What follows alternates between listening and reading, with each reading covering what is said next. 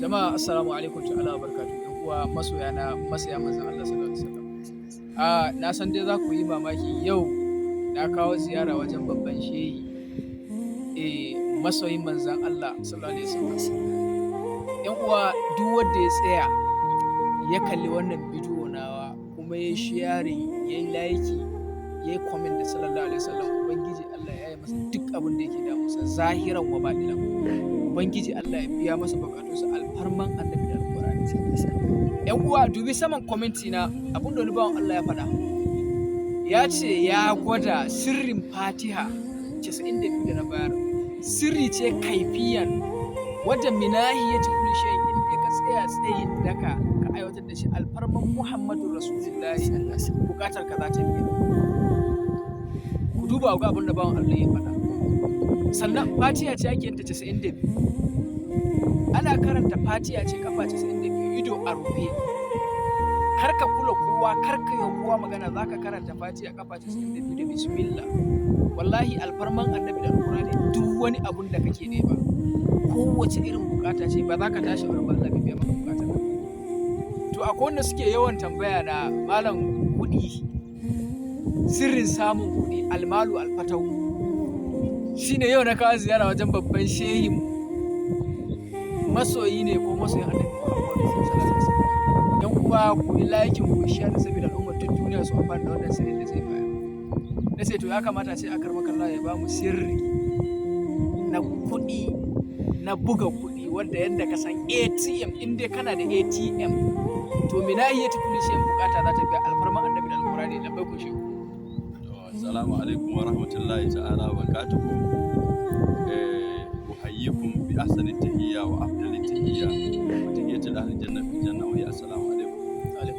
Bayan gaisuwa na addinin musulunci wanda shine gaisuwa na mutanen aljanna a cikin aljanna kuma yadda Allah ta'ala ke cewa a cikin aljanna to shine wannan gaisuwa salamun alaikum shine gaisuwa ba ina kwana ya gajiya ya gajiyan gona ya kasuwa bane salamun alaikum saboda haka alhamdulillah a gurguje wannan bawan Allah ya kawo min ziyara kuma ya yi tambaya insha Allah kuma za mu bada daidai abin da ya kamata insha Allah. Lallai akwai sirri na samun kuɗi na fitan hankali wanda in ka fara yin sa ma za ka ce kai kaɗai ne ma Allah yake so, saboda haka zaka kaman kai kaɗai ne ma Allah ya fi so kawai ne don duk wani wahala duk wani rashi da ake na rashin kuɗi kai ba za ka san da shi. Alhamdulillah ranar talata ake yin sa karfe 12:11 la ilaha illallah ar-razzaq la ilaha illallah ar-razzaq 3,330 karfe 12 ake na dare 12:11 idan aka yi wannan aiki ranar 12:11 ranar talata washe gari laraba 12:11 washe gari alhamis 12:11 washe gari juma'a sai ka yi sadaka da duk abin da Allah ya kore ka komai kankantarsa. Insha Allah ka duba a satin ka ga irin kuɗin da za su dinga tafowa zuwa gare ka.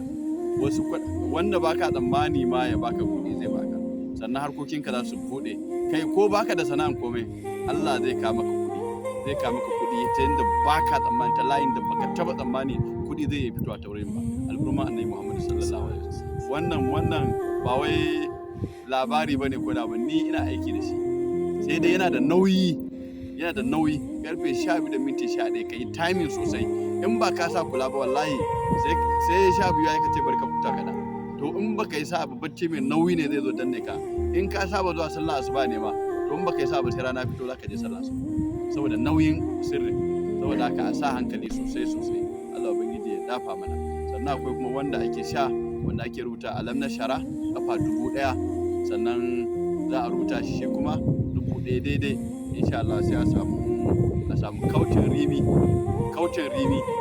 sai a daka sai a zuba gari a cikin ana sha kwana uku za ka yi kashe shi in Allah ya dana kuma arziki ne shi kuma wannan kuɗi ne za ka ta samu arziki ne kuɗi za ka ta samu har ƴaƴanka ma sai sun gane har ƴaƴanka ma sai ya fi zazzon ka wannan alhamdulillah ba za mu kawaita sosai ba gaskiya ina ma al'umma na duniya gabaki daya masoya manzon Allah. Amma akwai ina mana murna da zagayowar wata maulidi na Annabi Muhammad sallallahu alaihi wasallam.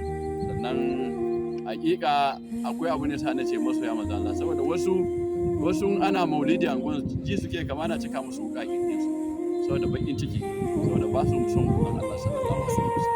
Saboda ai wanda kake so zaka so ya bashi, in ana ya bashi ma har kudi zaka zo ka baya, amma wanda baka so ba don ana ya bashi sai da ka dinga jin bakin ciki.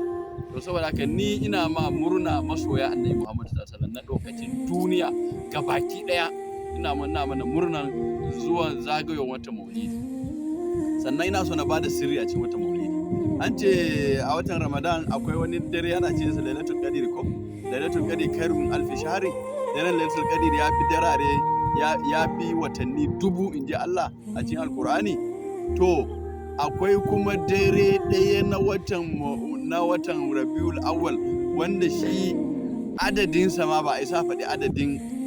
Kaga wancan Lailatul Qadr ya ce Lailatul Qadr khairun alfi shahri. Daren Lailatul Qadr ya fi watanni dubu da daraja da samun ijaba. To shi kuma daren aihuwan manzon Allah sallallahu alaihi wasallam nan daren 11 washe garin 12, shi kuma wannan dare lissafinsa ya wuce lissafin. In ka ce ya fi shekaru miliyon ko shekaru biliyon ma alkhairi, wannan kai daidai, ba iyaka ne ma kawai, ya fi karfin a faɗe shi ne, shi yasa ba faɗe shi ba. Akwai alkhairin da ya fi karfi a faɗe shi ba za a faɗe shi, sai a saya shi sai a ce kai ka nema. Ai Allah ta'ala yake cewa hafizu ala salawati, ku kiyaye salloli, sai Allah ce wasu latil musta da sallah ta zakiya. Kun ga an boye ta, ba ce maka azhar bane, ba ce laka lasar bane, ba ce ma magana wace isha ba, kai ka laluma ka gabi. Saboda haka to daren haihuwar manzon sallallahu ya fi duniya da abin da yake cikin duniya, kuma lokacin ijaba ne. Shine sirrin da ke so na baya. Kana wajen maulidin amma ka dinga addu'o'i, ka dinga halarto bukatunka. In lokacin da aka ce kai wazi ne, ka gama wazinka, zaman da zaka yi har gari ya waye, ka dinga halarto bukatunka dan Allah ka gani bayan washe gari zuwa dan lokaci kaɗan ka ga abin da zai faru. Wallahi duk abin da kai ne a ciki sai Allah biya ma bukata. To daren Lailatul Qadr ma an ce in kai dace da shi duk abin da ka roki Allah yake aika amsa. Saboda me?